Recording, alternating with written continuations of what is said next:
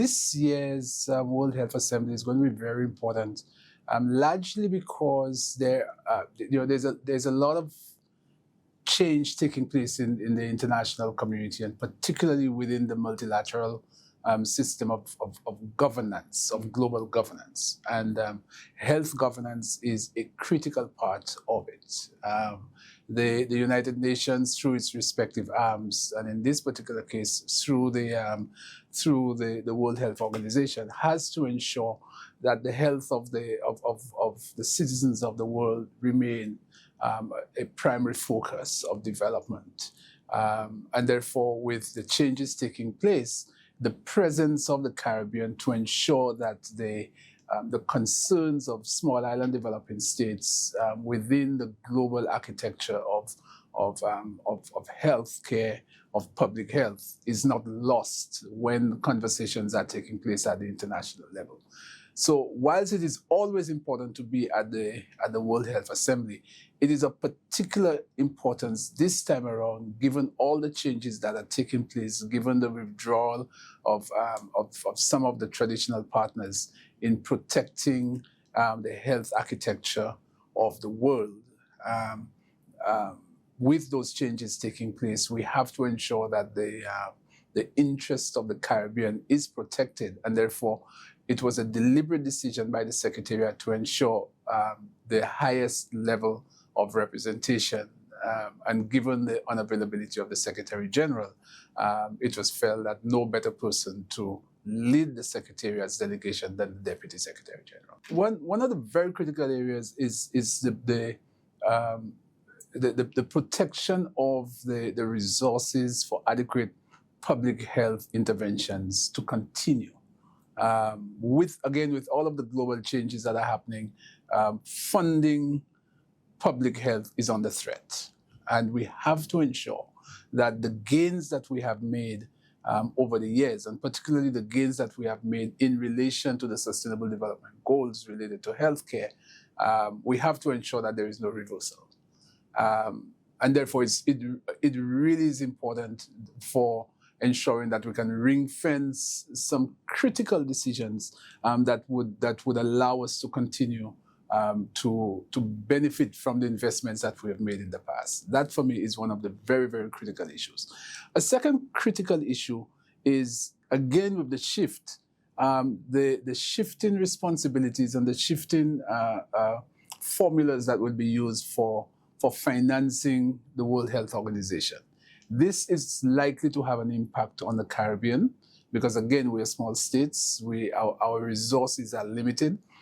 Despite the fact that with global measures of development, the Caribbean region is considered to be a middle-income region, we do have some significant underlying challenges that require international partnerships, global partnerships, for us to continue meeting the demands of our citizens. So it would be important for us to have those matters on the agenda, both in our bilateral conversations with partners and to ensure that at the Assembly itself, that our member states are able to articulate those points, share those visions, and continue to encourage the international community to maintain a particular focus that allows us to build on the successes of the past and also to expand in areas that are of critical importance to our citizens.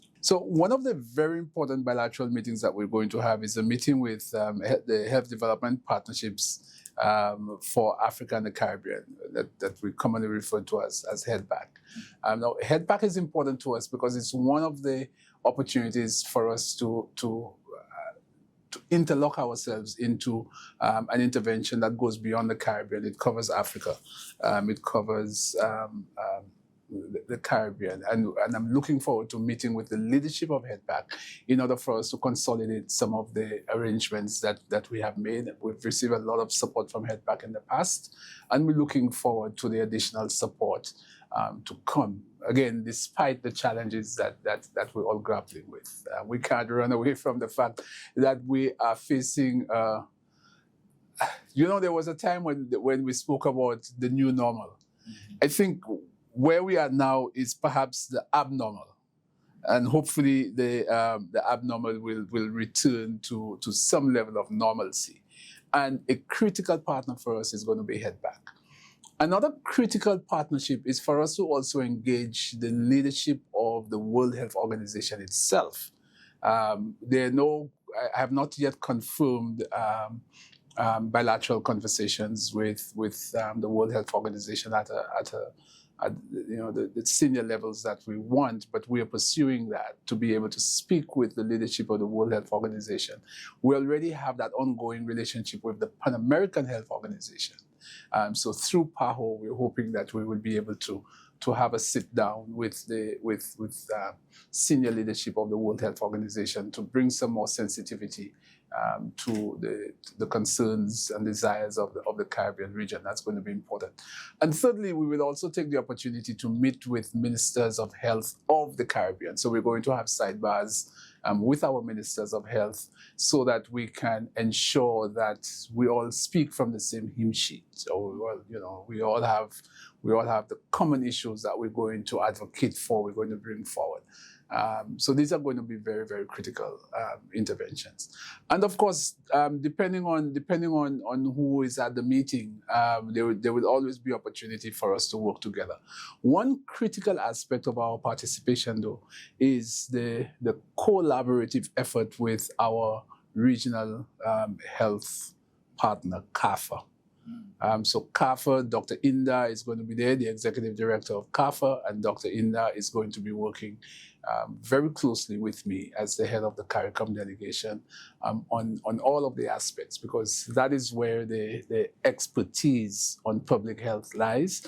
And CAFA is our regional agency on health, and therefore I intend to work very closely in the coming week with Dr. Inda to ensure that the needs of the region are highlighted in all circles that we will have an opportunity to engage during the course of the World Health Assembly in Geneva this year. The community will be speaking with one voice, but we will be hearing different voices. Because the expertise, we have to draw on the expertise. The Minister of Health from Guyana is currently the chairperson of the PAHO Governing Council. So we expect to hear from Guyana, and we expect to work with all of our member states to present a cogent, defendable, convincing story about the Caribbean, the need to protect public health in the Caribbean, the need to ensure that as a Caribbean community, our needs are not placed on the back burner simply because we are small island developing states. We are small island developing states, but we are a critical component of the international community. And we will be pushing that message on every occasion, in every opportunity that is presented for us to push that agenda. The global shifts that are happening, like I said, it's not yet the new normal, it's just the abnormal. And what we need to do is to ensure that we don't allow whatever opportunities to pass us by. It's always easy, you see, to focus on what is the challenge. But if we look at what is happening now and see opportunities in what is happening now, then that provides us with the occasion is there for us to seek new partnerships, for us to advocate for the things that are important to us, for us to show the results that we have in fact accomplished over the years, and to encourage others to join us in that journey to achieve even more. We've achieved a lot in the Caribbean. We have eliminated a number of different diseases. We're working on an NCD strategy for the Caribbean. We have very solid ministries of health, but there continue to be gaps. And what we need to do is to show the results that we've already accomplished and say to our partners in the international community, given the work that we've been able to do, given what we have been able to achieve, further support would not be a bad investment in the final analysis. Any further support can only help to build on what we have already achieved. And that's the theme that we go into this to this conference with.